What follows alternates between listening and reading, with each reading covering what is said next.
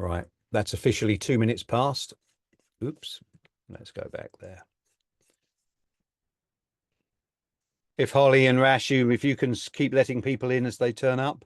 But I want to introduce myself. I'm John. I'm the Director of Conservation Optimism. I want to say how lovely it is to see so many people still flooding into the room. You are very, very welcome. For those of you who don't know Conservation Optimism, I have 90 seconds to give you a very quick introduction and then hand you over to Rashu and our lovely people from Biophilic Communications who are giving the webinar today. So Conservation Optimism has been around for nearly 9 years now.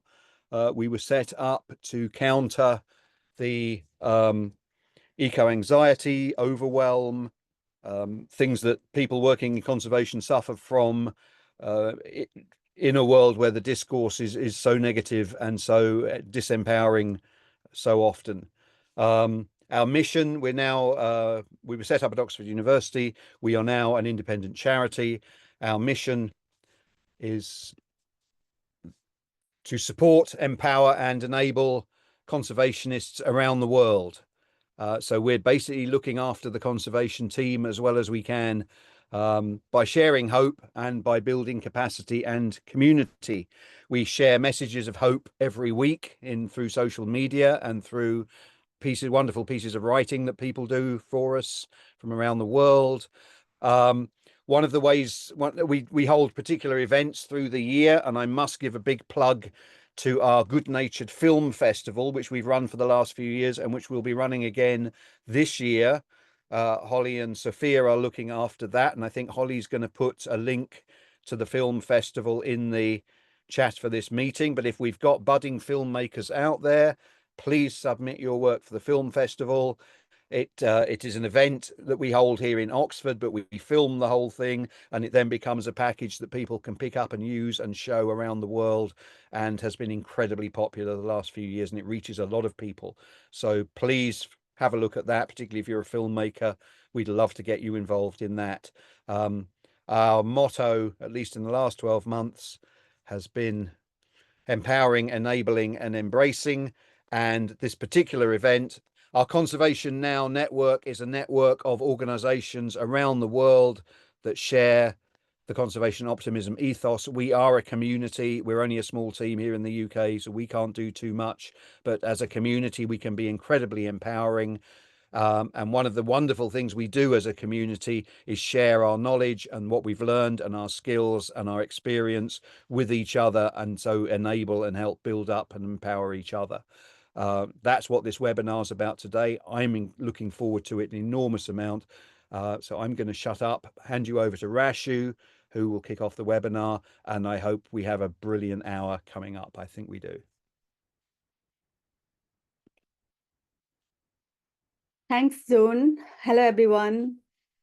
Before we begin, I would like to quickly introduce myself and our team. While I do that, please feel free to introduce yourself in the chat box with your name and let us know where you are joining us from. I can already see so many people joining us today. It is so exciting to see you all. I am Resu Basyal, Community Manager within the community team of Conservation Optimism. Along with me and John, we have Holly and Terita joining us from Conservation Optimism team. I'm very excited about today's webinar entitled From Stories to Systems, How Storytelling Can Influence Policy. Today we have three amazing hosts, Victoria, Mary, and Francisca. Victoria is a wildlife conservation scientist, natural world filmmaker, and a storyteller. She leads Biophilic Conversations, which is on mission to elevate African youth, women, and indigenous communities to take ownership of climate action and biodiversity protection. Mary is an attorney with a deep commitment to environmental protection and good governance, with a legal background and experience in environment, climate, and governance. And Francisca is a dedicated outreach specialist who actively engages communities, women and youth, and indigenous communities promoting environmental awareness, and developing partnerships for conservation initiatives. While I'm very excited to hear more about how storytelling, especially by African youth, can influence conservation policy and action and spark systemic change, I have quick note on housekeeping. This webinar is being recorded. If you have questions, ask them in the chat box and we will try to respond them one by one. To make this webinar a truly engaging experience for all of us, please get ready with loads of questions. All right, without further ado, I would like to hand over this platform to our speakers.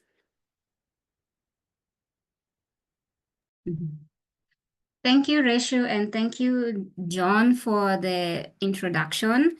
To begin with, my name is Victoria Wanjohi, and as Reshu said, I'm the founder of Biophilic Conversations, and I'd like to talk more about Biophilic Conversations for a few minutes before we move on to the rest of the conversation we are having today. So,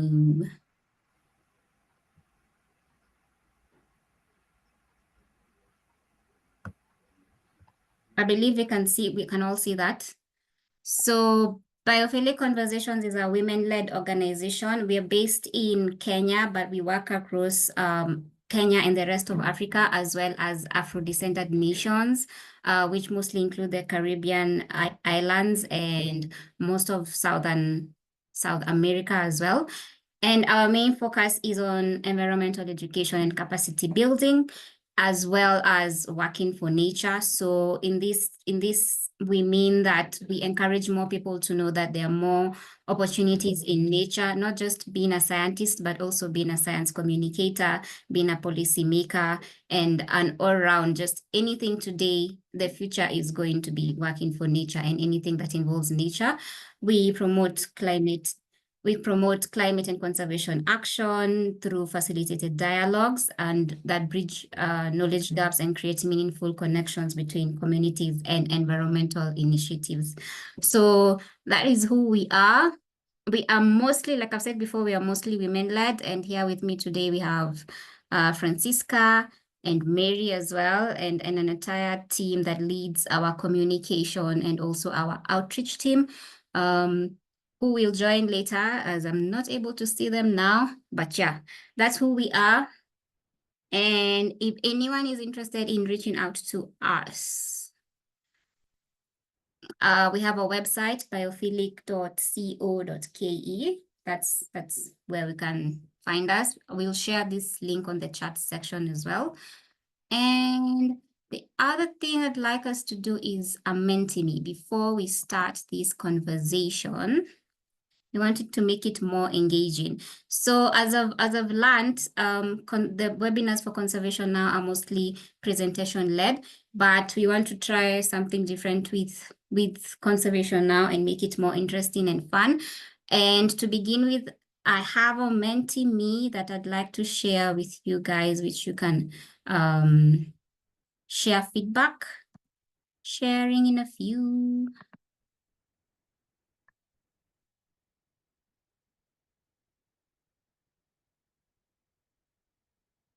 Yes, there we go. So in one word or short phrase, what do you believe makes a story powerful enough to influence policy?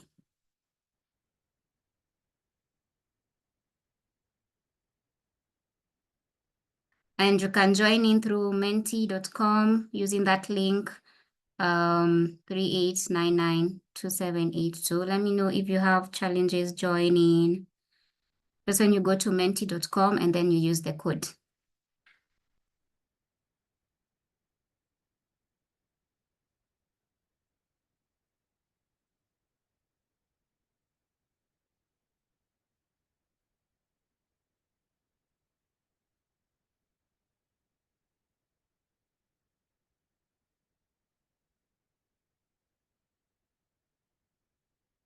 Yes, truth, emotion,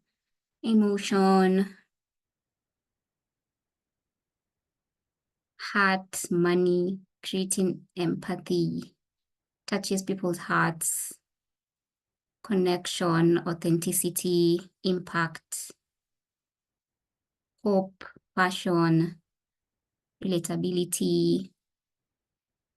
Keep them coming. Positivity, facts.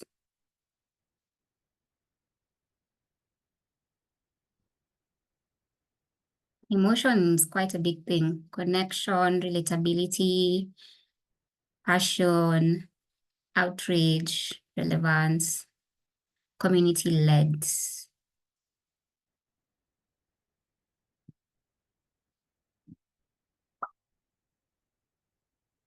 Impact.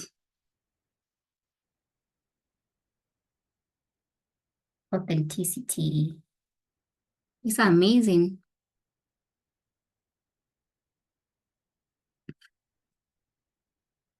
Addresses people's needs.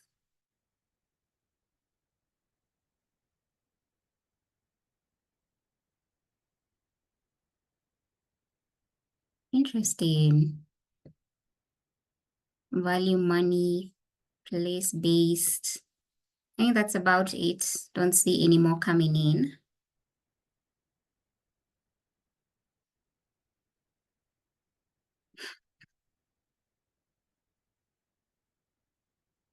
Even in the comments, social development. I don't know, I think I left the screen. Let me go back. Share.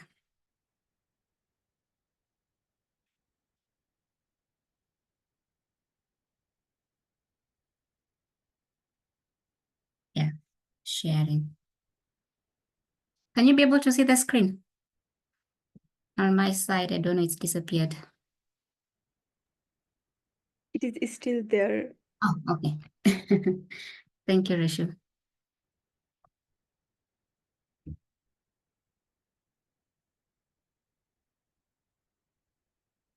Okay, so as more people will continue to fill in the comments, I'd like to start out with one question for both Mary, I, and Francisca, as we also introduce ourselves. And the question is mostly on how, mostly our experiences and how any of the stories we've worked with, they've been able to influence policy.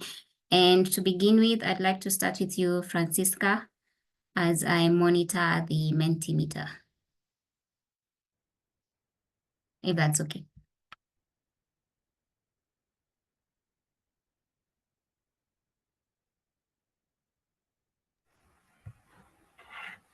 Okay, then let me introduce myself. So my name is Francisca Kasuku, part of the Biophilic Conversations team. And my focus is generally on environmental education. And basically, on my part, I would like to start us off by telling a story to understand the story and the importance of using a story. So imagine being seated under some tree or a small space in a little village with barely any light, and then there's a screen there and there's a group of women seated on some uh, tarpaulin material, and there's some kids in the middle, probably in the beginning just playing, and then a little bit relaxing, and then on the end the elderly men seated on benches and some standing with their sticks. So basically, that's a scenario that I've had for like 2 years to like interact with communities, and by communities, it's in terms of age, it's a wide range. And I would say with storytelling, one of the most important thing to do is to go there with an open mind and not be like the expert, think that you are the expert and that you know everything, but be open-minded to learn from the community. Yeah. Thank you, Francisca. Mary? Hi everyone, my name is Mary Morrison. I am a Kenyan environmental attorney, work in the spaces of environment, wildlife, and climate change, and currently a director and operations at Biophilic.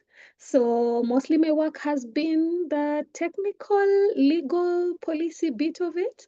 And my story in this sense that was really influenced me to look at another lens, was when I was advocating for a change in the wildlife law in Kenya. And actually, the best thing that worked was the fact that we created narratives surrounding endangered animals in Kenya, and we were able to facilitate public participation and ensure amendments to the wildlife law. So I'd say that is one of the way in which storytelling stuck to me. And since then, I have been exploring ways in which I can deduct legal and technical jargons in policy documents that are able to be translated to a more easier understandable format, and a format that invokes emotions, as most people have said. I like the fact that someone mentioned personality, and ultimately, rallies public support in pushing on for a particular environment, wildlife, or climate issue that is happening at that time. So I think I'll give it over to you, Victoria, to also say your narrative in this aspect. For me, I am a wildlife conservation scientist, and I became a storyteller later.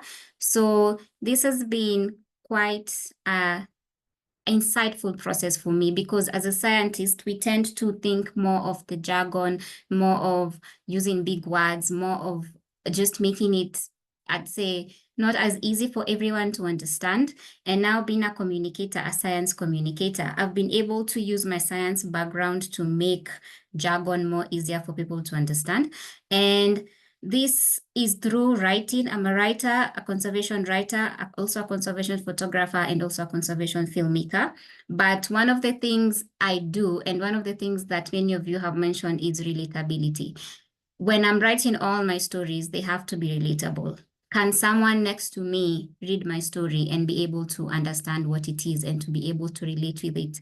And how can it make them know that what they are going through, they're not supposed to be going through? For example, years back, that was about in 2016, 2017, there was a proposed coal mining project that was coming into Kenya, and there was a whole campaign on that. And through my writing stories, I was able to relate coal mining to it affecting our health, air pollution, to be able to affect our environment in general.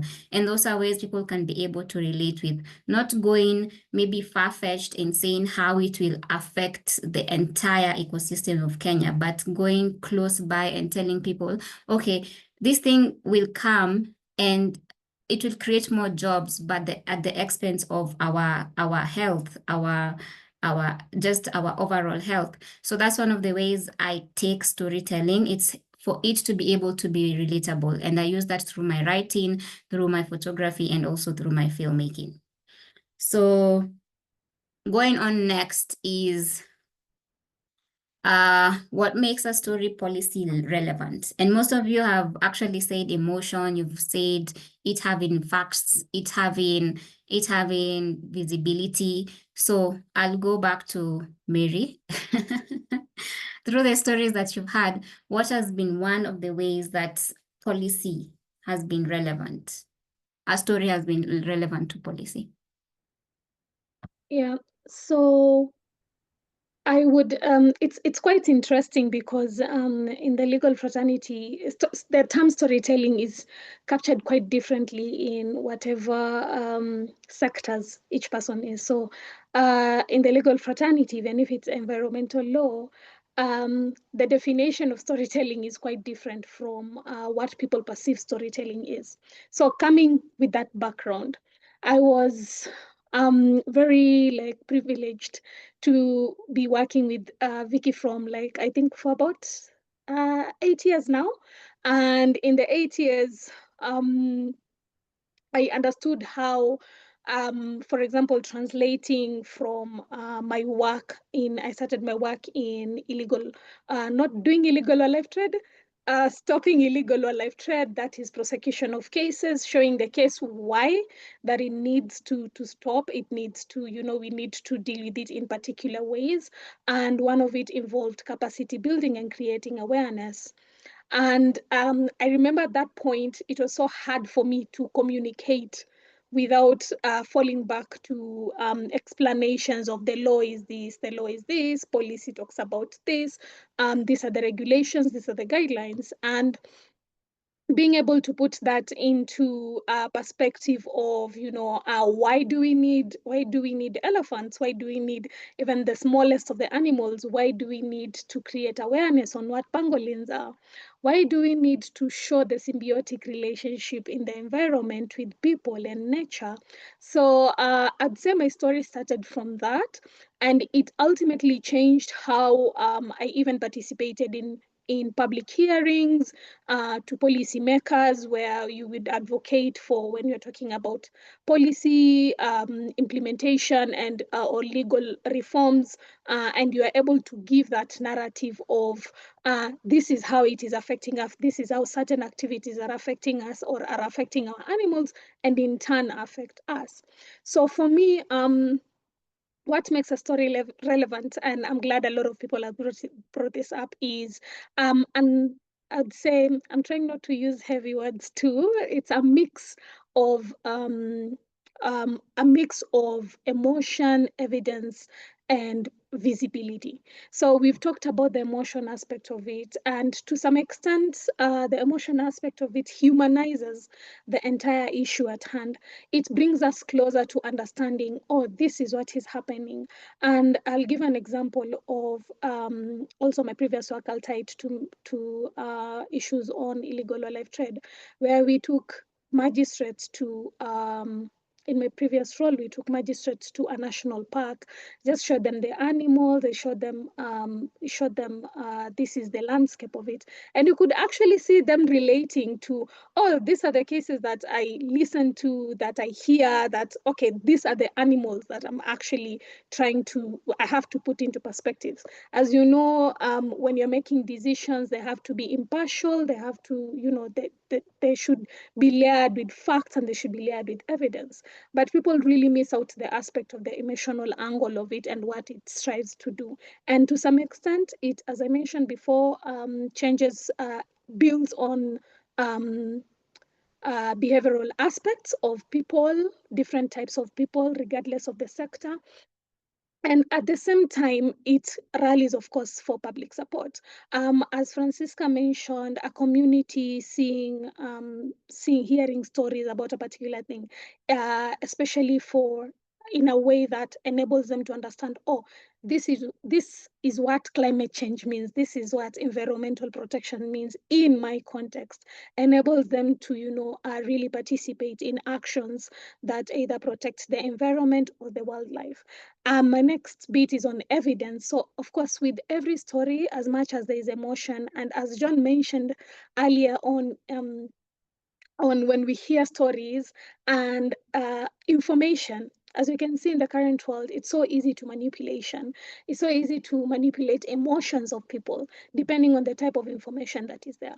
So in regards to storytelling, we really need to also be grounded in facts and be grounded in credibility. So what evidence does is provide that credibility to the process. It provides, so for example, we say, climate change has affected us.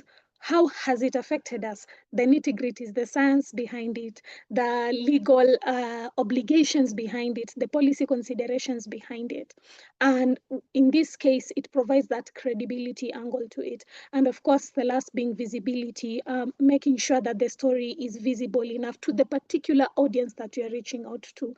In this case, if it's policymakers of a particular, say, an energy project, then it should be geared to such policymakers. Of course, yes, we can rally in terms of public support, but then the proposals that are being for the story the story that is being put forward is put in a format that is easily adaptable into the policy process. So that is one of the most crucial things, that the story should be in a format that it should also be adaptable to the policy process, and in such a way that it can be able to be picked up and implemented in a way that is that brings together the community and as well as the policymakers. The community who are having either the issue or the people or the issue at hand, and the policymakers.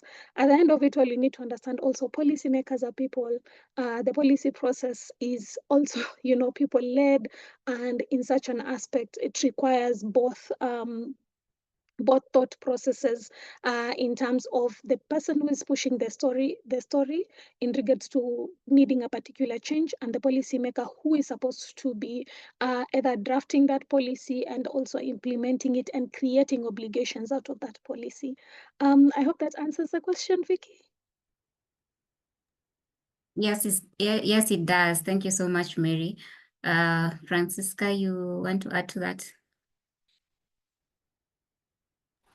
Yeah. Well, in terms of policy, one of these days I came across a photo, and it was women up north, and they were seated on something called a physical feature called a laga.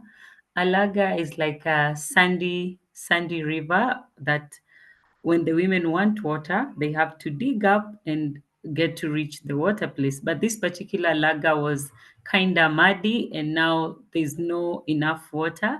So the women just sat there, and someone took a photo. They were demonstrating. They were showing that they were frustrated. They're like, this is where we get water, but we're not getting water. So we're going to have this message go to the relevant people to let them know that there's no water anymore and they need to do something about it. So in our own solidarity, this is our way of sending the message. So with storytelling, it doesn't have to be complicated. It is that photo, when interpreted well and forwarded to the particular department that needs to take action, then action will be taken. Yeah, I think that's just it. Thank you so much for that, Francisca. And I'd like to combine what both of you have said, in that at Biophilic Conversations in 2022, I believe, we started workshops on talking about the UNFCCC processes, the CBD processes. And other than this, during these particular workshops, we had a final session on storytelling. So you've come and you've learned what COP is, you've come and learned what the CBD is and what it is about. You've learned about all these conferences. So how are you going to be able to better communicate them? Because all these conferences are so heavy, they're so jargon filled, they're so explaining it to just your parents can be very hard, but we make these processes easy. We bring young people especially together. They come, they sit down, they tell us what they know about these conferences, and then we show them what it is, because many of us have been able to attend these conferences and experience them. We also bring to them experts who've been doing this for more than 10 years and have attended these conferences for more than 10 years. So we want to break it down to them through experts, and then we bring the storytelling side and tell them, and we show them that this is what happens and this is how you can better communicate this story for us in our context, in our African context, in our Kenyan context. And it's been able to open up more people, because especially for young people, most of whom we do the workshops for are mostly just finished university. For them, they feel like these conferences are huge and mega and they have so much information, but we make it easier for them to understand that there's all this information, but it's easy for them to be able to interpret it to a much wider audience. Yeah. So also, if you have any questions, as Reshu said, please free to put them in the comment and we will answer them. And then going back to you, Francisca. How can storytellers, because you also have interacted with storytellers throughout your journey, how can storytellers and policymakers better collaborate to ensure stories don't just inspire, but we see the change happening? Yeah, so I'm wondering, should I give another story or enough of the story? But I'll still give another story. So while doing the outreach, there's this notion that a particular community in Kenya, the Maasais and Samburu, generally have good relationship with wildlife. So this particular story involves a relationship between a woman and an elephant. So it is said that an elephant and women were the best of friends. So let's assume elephants were kind of domesticated, or they were like humans, because they were friends and they could communicate. So this woman tells the elephant, go and fetch firewood. So the elephant goes and brings tiny, tiny twigs. And the woman is like, what's wrong with you? With your size, this is what you can bring. Do you think it will be enough to make food? And then she's like, I'm actually mad at you. Go back and bring better firewood. So the elephant goes back to the forest and now brings really huge logs. Now the woman complains again, and she's like, what is wrong with you? For your size, yes, you've utilized your energy well, but how can we utilize these big logs? Okay, the elephant just got tired. At this point, the elephant wasn't going to look for medium-sized, perfect firewood to provide the wood fuel that was needed. And that is where the relationship was broken. And then the elephants remained in the forest, and they were no longer living close by with their friends, who were the women in this Samburu and Maasai community. This particular story, when a storyteller, through photography or filmmaking or blogging, uses this story to share about the plight of wildlife, the reason why wildlife is where it is, and we are where we are, and we're trying to disconnect from it, yet initially from the word go, we were together, then that is when this particular impact helps in impacting other people's life. So for me, that a particular Samburu story and the different legends and the different songs and dances you hear when you ask the community members, excuse me for a minute, I can't understand the language, but can you kindly translate? And then you get a peer who is from the community, and they explain to you, and they're like, this is wonderful. This has been with us for like time immemorial, just that we've been separating from it, but we've just been having it. If you even look at the names, you find that most of our names are names of different wildlife species. They're names of different aspects of nature that mean a lot to us as a community. And so particularly for filmmakers, photographers, and different storytellers, there is need to work together with the communities so that their voice is heard. They already have this information. They are the original conservationists, only that now all this has to be documented so that it makes sense, even with the newer generation that seems to be veering off from what was traditionally known. Yeah. Thank you, Francisca, for that interesting story. Mary. Thank you, Victoria. I'm smiling because Francisca has a way of putting things into such an easy way of understanding and following through. And I try to achieve that, but people have to forgive me. One of the things about I see about how stories can like how storytellers can contribute into the policy narrative is of course, co-creating. We whenever we are creating, okay, whenever we are taking a photo, I'm not really good with photo taking or filmmaking, but what I learned working with storytellers is that whenever you are taking a photo, you have to put it at the back of your mind. What do you want to bring out? Okay, so what do you want to bring out? So in this instance, whenever you want to highlight a policy issue, what do you want to bring out? So having that in mind while you are creating that story is an ideal way to be able to collaborate with policymakers and have the issue resonate with the policymaker at hand. And of course, theory of change alignment, framing stories within a broader advocacy. Like what we have seen these days is that, for example, you have the triple planetary crisis where we have the issues of climate change, the issue of biodiversity and environment, and you have the issues of pollution. So all of this, Chris, like, you know, they all jungle up in terms of the issues as well as the solution.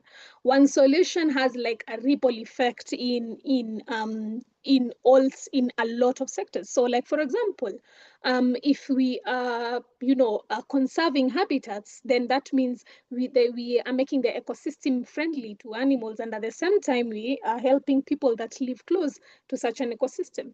So the theory of change alignment from the stories should have like a broader advocacy and reform strategy. That's how I would frame it, because there is the immediate outputs, and then there's also long-term impacts of how a story would assist in the policy processes.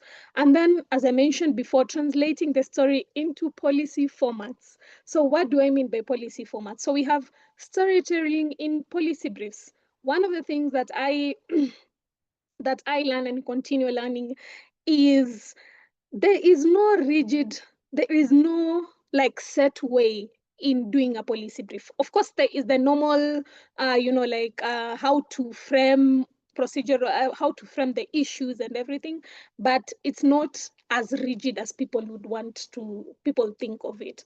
So storytellers can come with innovative ways of showcasing their stories that can go into a policy brief, and also just not even policy brief, it can go to reports, it can go to like exhibitions which can be highlighted. So like for example, we are envisioning doing an ocean exhibition in urban cities to showcase the necessity of protecting the ocean by urban communities, not coastal communities only. So our focus is urban communities, because we realize that there is that disconnect between urban communities and the ocean. But merging that disconnect is to show people that, hey, there's this aspect, and in such a way that when we are contributing to, say, the county's policy processes in Nairobi, we're able to say, with this in mind, we realize that some of the actions that are done by urban dwellers trickle down to the ocean. And we have so many reports that show how the ocean is being damaged currently. And also, of course, using case studies and testimonies, putting storytelling in the aspect of case studies and testimonies. One of the things that we're also trying to achieve in the Afro descendants, with African and Afro descendants, is basically that having engagement labs that bring together Africans and Afro descendants. And I believe this answers one of the questions that has been posed in the chat in terms of communities that have been wounded with history. Creating that space, that inclusive space of people coming to share their stories, or people trying to not run away from the wound, because it's understandable that people would not want to talk about the past, but it is, and I'm trying to remember the Ghanaian, there's a terminology in Ghana where you say you have to go to the past to remember the future. You have to remember the past, sorry, and go to the past so that you can be able to apply to the present and the future. And in that case, we seek to create that space where not only are we talking about solutions, but we are also realizing the impact of previous systems that have been on the ground. And this can take various formats of storytelling. Storytelling brings us together. It's very African-centered.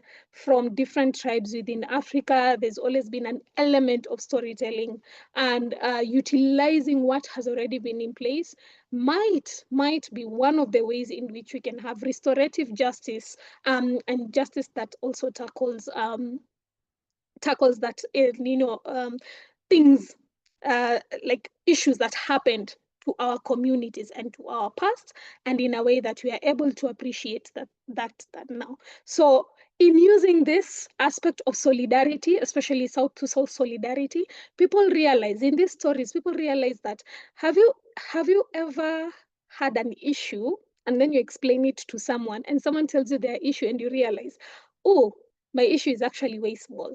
So in this engagement labs, we seek to create that space of safety, of inclusivity, where once we share, you actually realize, okay, I've been talking about water scarcity, and there is people dealing with conflict that increases water scarcity, and in that in that perspective, it kind of gives you that perspective of what you have and what you can actually champion for. And I believe I'll go back to you, Vicky, and I think that answers one of the questions provided. Thank you so much for that, Mary. And in addition to what Sonja has asked is, one of my stories is, a while back, I did a film about a community in the Masai Mara whose land had been taken. And we were showcasing the film in terms of this community went to court and they were able to win this particular case. And they wanted to talk more about their story and how they were able to go to court, make things happen, and how it's still a continuous process for them. So to answer your question is, the more people talk about it, the more it will also heal them, because it's something they want to take to tell people, to be able to be seen, to be able to be heard. And I feel like that's one of the things, even as a humanity, we need to be seen, we need to be heard, we need to be acknowledged, we need to be seen that someone is actually listening to us and is willing to help us. So regardless of what they've gone through, historical injustices, displacement, when they talk about it, they are able to realize that they have been through it and they can be able to go through it. And for this particular story in the Masai Mara, when we interviewed many of the community members, some of them were even crying during the interview because they could relate, they could remember what they went through, they could remember what pain they went through, and they don't want other people to come and experience the same pain. And they want even the people who watch this to hold the court accountable for what happened to them.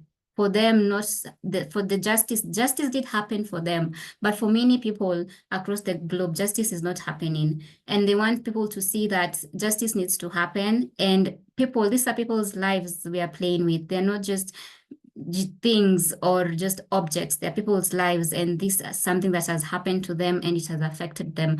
So the key thing is to always share their stories, to encourage them to talk about it. It will be hard in the beginning and they may feel like they've lost hope. But the key thing is when they're able to tell the story, they don't know who they will be able to inspire next. And even if their case has not been won, it builds an archive. Someone else will look at these stories, at the images, at the written content, at the film, and even if it's 5 years from now, and wonder why did justice not happen for these people, and they go back and they figure out, how can we make justice? It didn't happen then, how can we make it happen for them now? So just be able to just tell the stories and get the stories out there. And then there's Terita who asked, does Biophilic provide structured storytelling templates?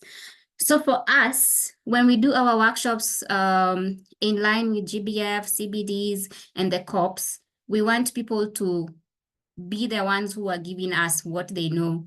We don't want to give them a structure and tell them, this is what we have, this is how you should go about it. Because for many times we realize that rarely works. We just want you to be able to see where you are, what you do, and what is there for you now. And can you be able to, with the knowledge that you've learned, can you be able to better communicate it? Because we may share our structure that we have, but it may only work in the African context or even in just the Kenyan context and not the rest broader African concept.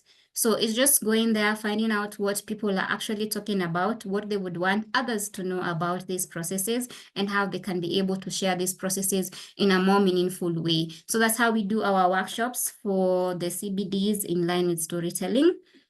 And then I've also seen John has asked, local people, public politicians, and behind the scenes policymakers may have very different priorities. How can we frame our stories in ways that can resonate with these sometimes very different audiences? And I'll use the example that Mary shared earlier on how they were able to take some of the judicial system to the national park for them to be able to see what exactly is going on. And that's a system that can work. For example, I've worked with an organization where we took school teachers to national parks for them to be able to go to national parks and see what actually are they teaching their children or their students, for example. And that is one way of going about it. There's a problem that is happening. You can take these people, they like going to these places either way, but taking them to these places to see the first-hand information of what is happening, to see the stories, to be able to also be in the space where all this is happening and how they can be able to, rather than reading it on a piece of paper about what is this that is happening and them not understanding it, why not take them there and show them this is what is actually happening and this needs to change. And filmmaking is able to do that, and I'm very excited about you guys doing the film festival. Films are actually able to do that because we can be able to see what is actually happening. And by us, when we show them these stories, because they are our stories in the first place, so we cannot change them to fit their narratives. For example, you cannot tell a local person that we are going to do this film and then we are going to go to show it to a politician. You know, that might even change how that person tells the story. Just let them tell their story in their own perspective and let them know that it's our work as filmmakers to make it more relatable to this particular audience, to make it relatable to the politician, to the local person who might not understand, for example, what human-wildlife conflict is and how it is affecting many communities, and even just policymakers in general. So just being able to be authentic with our stories, tell them as they are, not tell them because we are going to show a politician, just tell them as you want people to understand you without changing the entire narratives. Yes. Victoria, I'd like to add a comment on that too. And in a similar way, the way like the local people get to understand, it's the very same way even these politicians should not be left behind. You know, generally, I won't lie, I have a negative attitude towards politicians because we know that most of the time they do lie. But I believe that if one or two or three are touched by a story and their emotions really, you know, taken up by the story and they really buy the narrative, then even when they go to represent the people, for example, the parliament, they're going to be having a different view. And while you were talking, I was just remembering the quote by, it's Baba Diom, the one that says that for you to be able to conserve, whether it's wildlife, the environment, or anything you want to conserve or protect, then you must love it. And how will you love it if you don't know it? And how will you know it? How will you understand it if you don't know it? So they need to come from somewhere. You'll find that different politicians and probably other policymakers have just been placed by the system because, you know, corruption is in place. It is who do you know? And sometimes people are given these positions even without merit.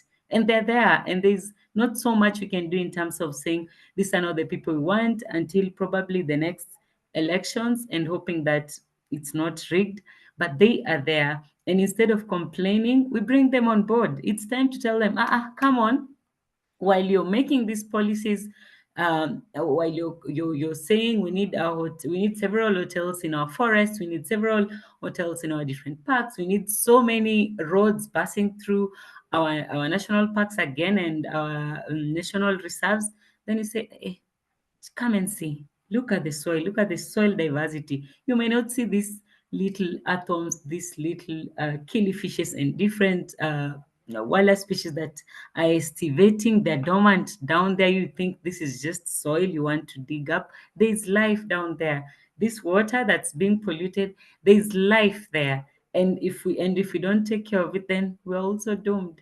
So for them to once they understand that, using stories and being taken to the ground, then it's a step in the right direction. And then we know that okay, it's okay. You are who you are. You're politicians, but take a minute and realize that all the biodiversity, all the wildlife species, they have their own intrinsic value. And immediately we start valuing that, then even our life as human beings will not change. Thank you. Vicky, to just conclude on that question, from my perspective, I understand the aspect of resonating because How am I talking conservation to a person who hasn't eaten in days?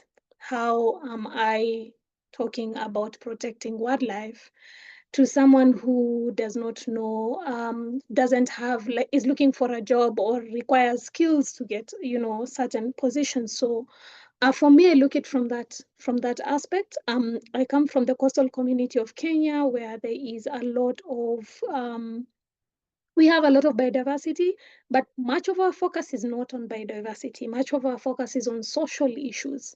And I will give an example of when we were having floods last year, and some people lost their lives, and some people's houses, like they lost their livelihoods and living places. And in that aspect, how am I going to talk about climate change? Like, what am I telling that person about climate change?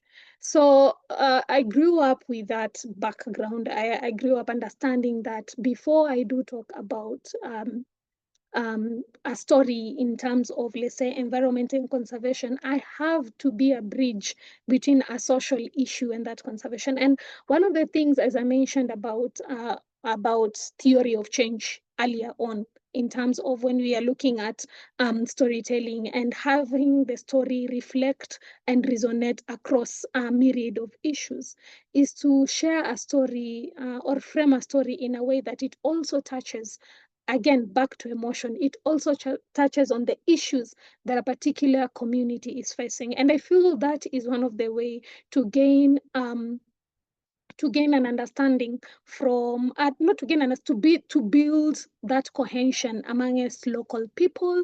And let me tell you one thing, one of the things that we saw whenever we are going towards either an election period or either there is any amendments to certain laws, is actually it's the local people who influence these processes. It's the local people who take the time to go to listen to these barazas, to this public. But it's not, most people will be in the office working 8 to 5, So in such a case, my thought process is to influence my immediate community in understanding how this ties to their social issue, that story, how it ties to their social issue.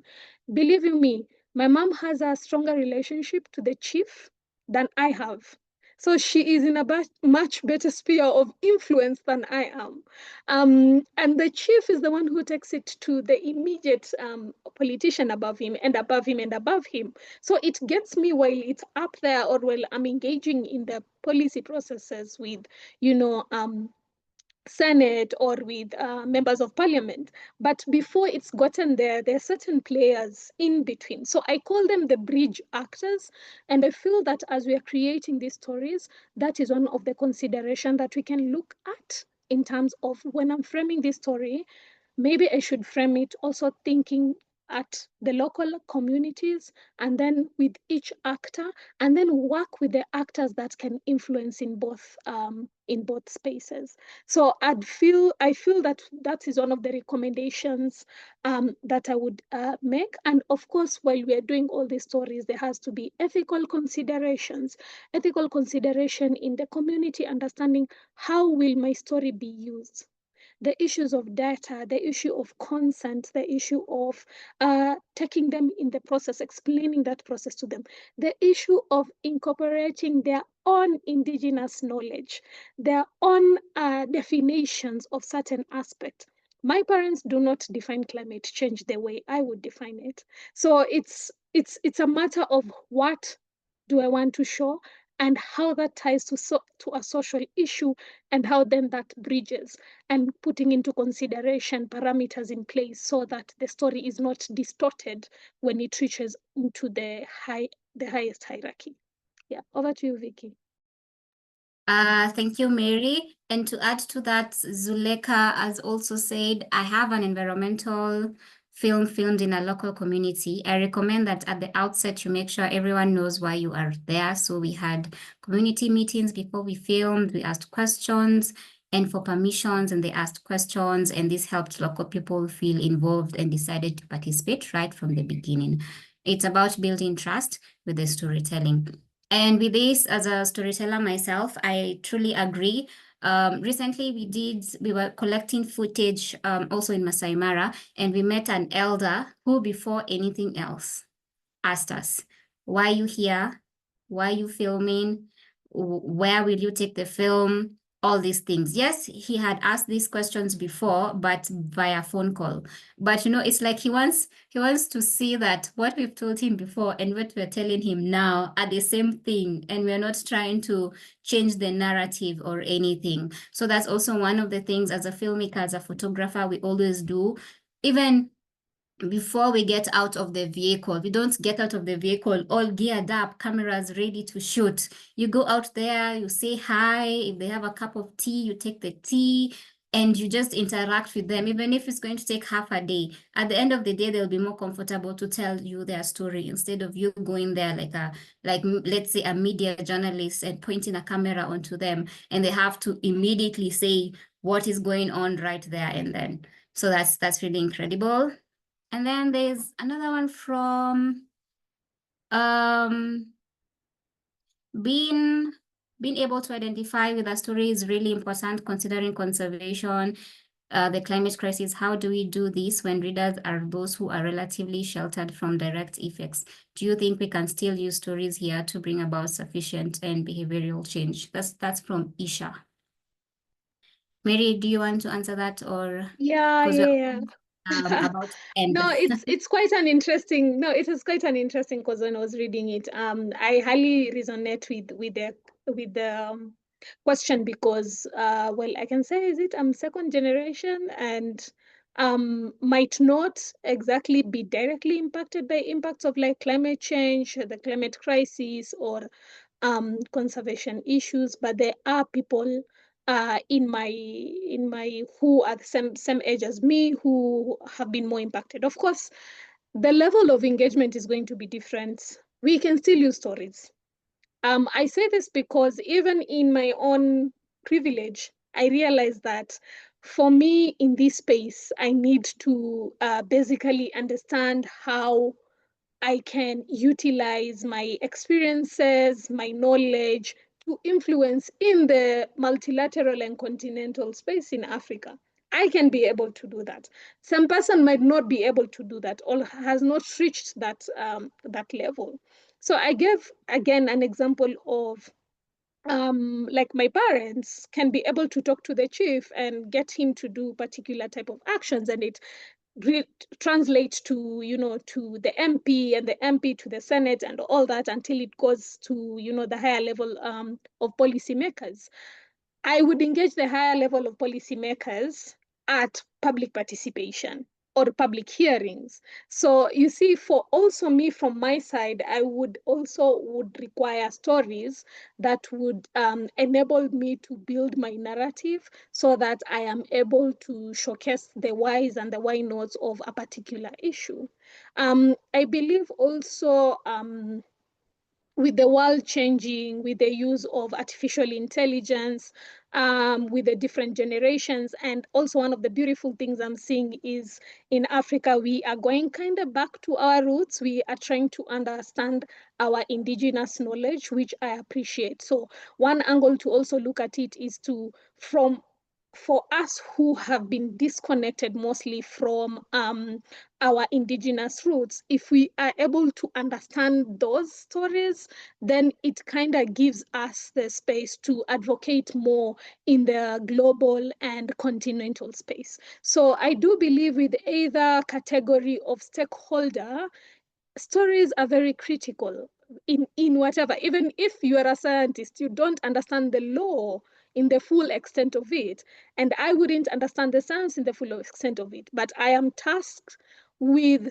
providing science as evidence in court. I am, but I'm not a scientist. So like people have to realize that it might seem a simple thing, it might seem something and I go back to my first question, is definition of what storytelling is. It's quite wide. So it might seem like a simple thing, but the relevance of having storytelling in different sectors, in different levels of education, in whether formal or informal, in different actors who would contribute is very, very relevant, regardless of whether you are directly affected or indirectly affected. The Mary, content. I'm sorry Yeah. to cut across you. I'm looking at the I'm clock. We've gone over our okay. time. I'm so sorry because I'm so interested in what you're saying, but we probably better. I know a lot of people will have other meetings to go to at the top of the hour. I'm just going to say very quickly, Victoria, Mary, Francesca, that was brilliant. And it's not long enough. We need another hour at least. I'm going to hand over to Holly, who's going to wrap things up. But on behalf of me and Conservation Optimism, just thank you. That was excellent. And for everybody else, thank you for turning up and being part of this and for your questions. Holly, over to you. Thank you, John. Yeah, just to reiterate, thank you so much, Victoria, Mary, and Francisca, for the conversations, the presentation today, for this amazing session. We've really learned so much about how important it is to tell a compelling story and how to use it to spark transformation. And thank you all for being here today and for all your questions and comments. I'm sure conversations can continue after today. I know, Victoria, you shared contact information earlier, so I'm sure people can be in touch if they want to continue the conversation with you. There is a short survey from this webinar, which Reshu has added into the chat. So we'd really appreciate your feedback, your suggestions to help us to improve our webinars going forward. As Reshu mentioned at the start, we are recording this webinar. So after today, it will be available on our YouTube channel and also on our website as well. And we do have another really interesting webinar coming up. So it will be on the 23rd of July. We will be sharing registration details very soon across our social media and on our website. So stay tuned. But yeah, I would like to thank everyone again for being here today. And yeah, we look forward to seeing you again next time. Thank you.